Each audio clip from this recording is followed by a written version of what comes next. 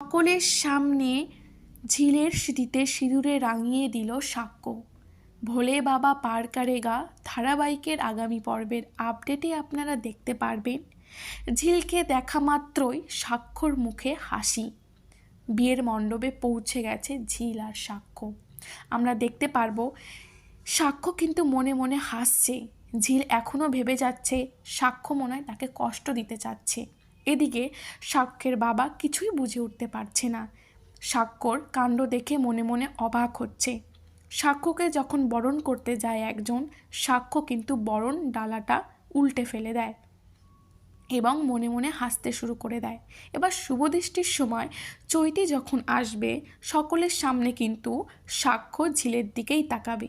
তারপর সাক্ষ্য ঝিলকে টেনে নিয়ে এসে সকলকে সাক্ষী করে সিঁদুর পরিয়ে দেবে। তাহলে দেখার বিষয় চৈতির কী রিয়াকশন হবে। আপনাদের কি মত অবশ্যই জানান।